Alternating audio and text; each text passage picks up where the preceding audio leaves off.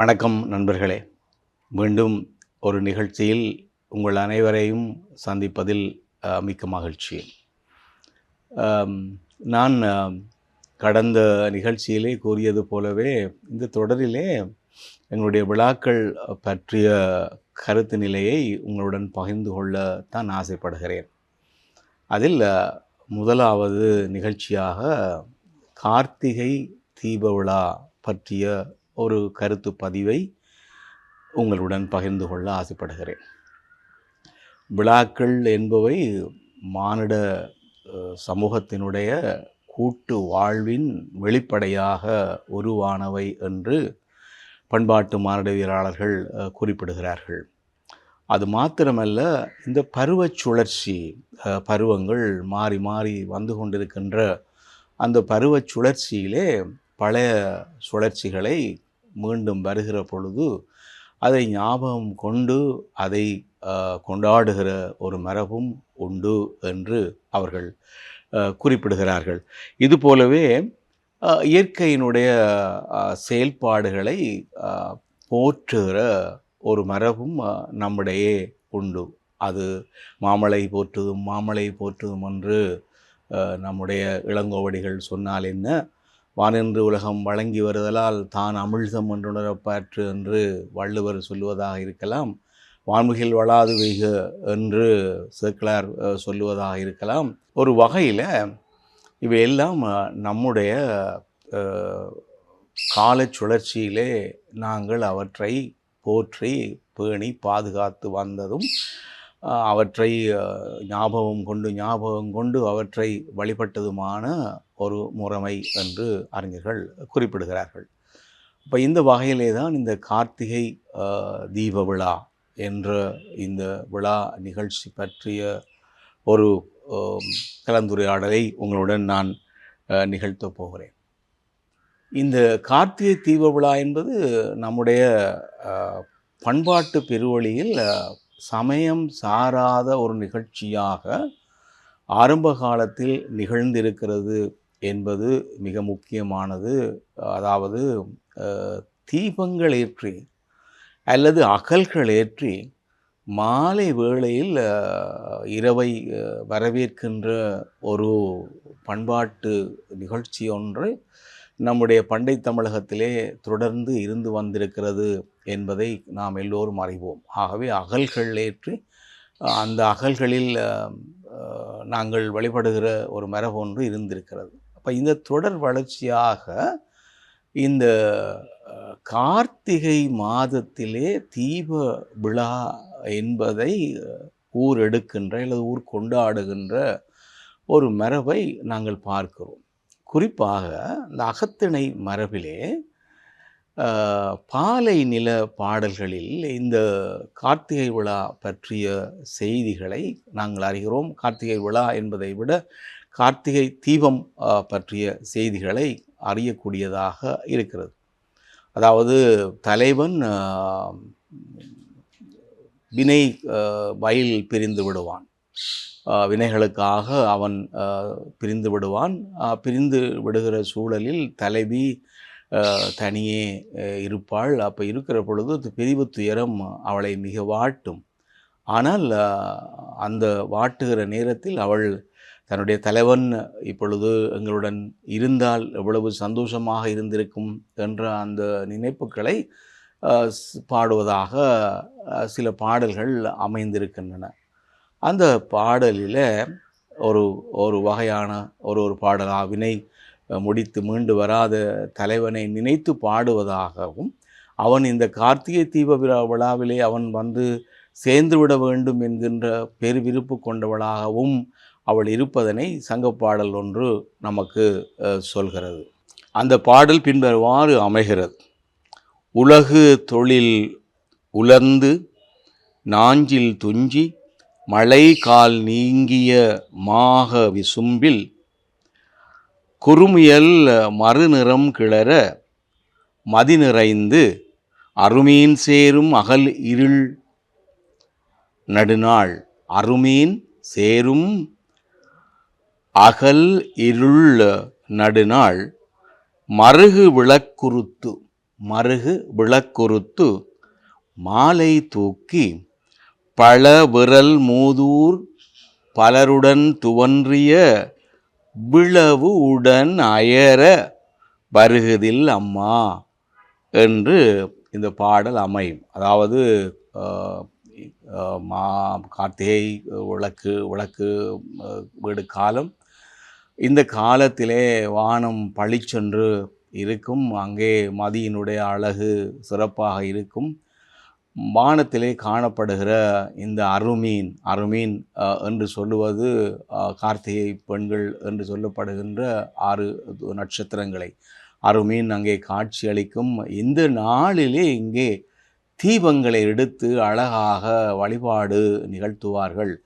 அந்த விழாவிலே கலந்து கொள்வதற்காக வேணும் தலைமகன் வினை முடிந்து வந்துவிடுவான் என்ற ஒரு ஏக்கத்தை தலைமகள் அந்த பாடலிலே குறிப்பிடுகின்றாள். இது போலவே இன்னும் சில பாடல்கள் இருக்கின்றன. இந்த தீப ஒளி அல்லது தீப வரிசை என்பது எவ்வாறு காட்சி அளிக்கும் என்றால் 2 உவமைகளை அவர்கள் சொல்லுகிறார்கள். ஒன்று, இலவம் மொக்குகளை அந்த தீபத்துக்கு உவமையாக சொல்லுகிறார்கள். அல்லது போனால் கோங்கம் மலர்கள் எவ்வாறு தொங்குகின்றனவோ வெண்மையுடன் அவை போல அவை காட்சி அளிக்கின்றன என்று 2 வகையாக அவர்கள் குறிப்பிடுகிறார்கள். அதாவது இலையில மலர்ந்த இலவம், முகையில் இலவம் கலிகொள் ஆயம் மலிவு தொகுப்பு எடுத்த அம்சுடர் நெடுங்கொடி பொற்பத் தோன்றி. அதாவது இந்த கலிகொள் ஆயம் ஆரவாரம் மிக்க கூட்டங்கள் இந்த விழா எடுக்கிறார்கள். விழா எடுக்கிற நேரத்தில் அவர்கள் அழகாக எல்லா இடங்களிலும் அகல் விளக்கை ஏற்றி வைத்திருக்கிறார்கள். அந்த அகல் விளக்கு எவ்வாறு காட்சியளிக்கிறது என்று சொன்னால் இந்த இலவ மொக்குகள் போல அவை காட்சியளிக்கின்றன என்று ஒரு பாடலிலும், இன்னொரு பாடலில் அவை கோங்கினுடைய மலர்கள் போல காட்சியளிக்கின்றது என்று இன்னொரு நற்றிணை பாடலிலும் குறிப்பிடுவதனை நாங்கள் அறிகிறோம். ஆகவே இது பண்டை தமிழகத்திலே இது மிக சிறப்பாக கொண்டாடப்பட்டிருக்கிறது என்பது மிக முக்கியமான செய்தியாகும். இதில் 2 தளங்கள் உண்டு. ஒன்று, இது நீண்ட காலமாக தமிழ் சூழலிலே நிலவி வந்த ஒரு பண்பாட்டு விழா. அதே நேரத்தில் அதை முருகனுடைய வழிபாட்டுடன் இணைத்து பார்க்கிற ஒரு மரபும் அதனுள் உண்டு. எவ்வாறு முருகனுடன் இணைத்து பார்க்கிற மரபு உண்டு என்றால், முருகனை இந்த கார்த்திகை பெண்கள் 6 வளர்த்தார்கள் என்ற ஒரு தொன்ம கதை மரபு நம்முடைய உண்டு. 7 சப்த ரிஷிகள், இந்த சப்த ரிஷிகளுடைய மனைவிமார்கள் தான் இந்த பெண்கள். 7 ரிஷிகள். அந்த 7 ரிஷிகளில் ஒரு பெண் நீங்களாக, அதாவது அருந்ததி என்ற பெண் நீங்களாக ஏனைய 6 வந்து இந்த முருகனை வளர்த்தார்கள் என்கின்ற ஒரு தொன்ம கதையாடல் நம்முடைய உண்டு. சிலப்பதிகாரம் இதை சிறப்பாக பதிவு செய்து வைத்திருக்கிறது. அதாவது சிலப்பதிகாரத்திலே ஒரு பாடல் வருகிறது. சிலப்பதிகாரத்திலே குன்றக்குறவர்கள் முருகனுடைய சிறப்பு பற்றி பாடுவதாக அமைந்த அந்த பாடலிலே ஒரு சில அடிகள் வருகின்றன. சரவணப்பூம் பள்ளியறை தாய்மார் 6 திருமுலைப்பால் உண்டான் திருக்கை வேலன்றே வருதிகிரி கோல் அவுணன் மார்பகம் பிளந்து குருகு பெயர் குன்றம் கொன்ற நெடுவேலே என்று அந்த பாடல் அமைகிறது. சரவணப்பூம் பள்ளியறை தாய்மார் 6 திருமுலைப்பால் உண்டான் என்ற அந்த செய்தியை சிலம்பு சொல்கிறது. ஆகவே சிலம்பின் ஊடாக நாங்கள் இந்த 6 வகை பெண்கள் இந்த முருகனை வளர்த்தார்கள். கார்த்திகை பெண்கள் என்று அவர்கள் குறிப்பிடப்படுகிறார்கள். ஆகவே கார்த்திகை பெண்களுடன் இந்த முருகனுடைய அந்த வளர்ப்பையும் தொடர்ந்து பார்த்து முருகனுடைய விழாவாகவும் இந்த கார்த்திகை விழாவை கொண்டாடுகிற மரபு ஒன்று நம்முடைய உண்டு. இதுபோலவே இன்னும் முக்கியமான செய்தி ஒன்றை எமக்கு இந்த கார்த்திகை விளக்கேடு பற்றிய செய்தியை 2 தளத்திலே எங்களுக்கு சங்கமருவிய கால இலக்கியமான கார் 40ம் களவழி 40ம் தருகின்றன. கார் 40 தருகிற நேரத்தில் அது ஏற்கனவே வினை முடிக்கச் சென்ற தலைமகன் மீண்டும் வராத ஒரு சூழலிலே கார்த்திகை மாதத்து இந்த விளக்கேடு நிகழ்கிறது. அந்த நிகழ்ச்சியை மெனங்கொண்டு தலைவி ஒருத்தி பாடுவதாக அமைகிறது அகத்திலே. அதுபோலவே களவழி 40 என்ற பாடலிலே அது மாற்று வடிவம் கொள்கிறது. எவ்வாறு என்றால், இந்த பகைவர்களை அழித்த அந்த போர்க்களத்திலே இரத்த ஆறு ஓடுகிற அந்த ஓடுகிற சூழலிலே எவ்வாறு கலிகொள்ள ஆயம் இருக்குமோ அதுபோலவே அந்த இரத்த ஆறினுடைய அந்த ஒளி போல கார்த்திகை தீப ஒளிகள் மிளிந்தன என்று சொல்லி கார் 40 குறிப்பிடுகிறது. ஆகவே தொடர்ந்து இந்த விழா பற்றிய கருத்து நிலை நம்முடைய 2 தளங்களிலே நிலை பெற்று வருகிறது. ஒன்று, அது சமயம் சாராத கூட்டு வழிபாட்டின் முறைமையாகவும், 2, முருகன் என்பவன் உடைய வளர்ப்பு தொடர்பட்ட ஒரு கதையாகவும் அது அமைந்து விடுகிறது. இந்த 2 தளங்களையும் தாண்டி அது சிவ வழிபாட்டுக்குரியதாகவும் சொல்லுகிற ஒரு மரபு ஒன்று நம்முடைய உண்டு. அது சம்பந்தருடைய பாடலிலே காணப்படுகிறது. சம்பந்தர் பூம்பாவாய் என்ற அந்த பதிகம், பூம்பாவாய் பதிகம் என்று ஒரு பதிகம் இருக்கிறது. அதிலே 12 மாதங்களிலே 10 விழாக்கள் பற்றிய செய்தியை சம்பந்தர் குறிப்பிடுகிறார். அந்த 10 விழாக்கள் பற்றிய செய்தியிலே ஒன்று இந்த கார்த்திகை தீப விழா. ஆகவே அந்த கார்த்திகை தீப விழாவை அவர் குறிப்பிடுகிற நேரத்தில் வளைக்கை மடநல்ல மணமாலை வான்மருகில் துலக்கில் கபாலீச்சரத்தான் தொல் கார்த்திகை நாள் தளர்ந்து ஏந்து இளமுலையார் தையலார் கொண்டாடும் விளக்கு காணாதே போதியோ பூம்பாவாய் என்று பாடுகிறார். கபாலீஸ்வரத்திலே நடைபெறுகிற இந்த விளக்கு என்கிற விளக்கு, கார்த்திகை மாதத்திலே நடக்கிற விளக்கு என்கிற அந்த நிகழ்ச்சியை நீ காணாமல் போய் விடுவாயோ பூம்பாவாய் என்று பாடுவதாக அமைகிறது. இன்னும் ஒரு குறிப்பை அவர் அதனில் தருகிறார். எவ்வாறு என்றால், இது பெண்கள் கொண்டாடுகிற விழாவாகத்தான் அது அமைந்திருக்கிறது என்ற செய்தியையும் தருகிறார்.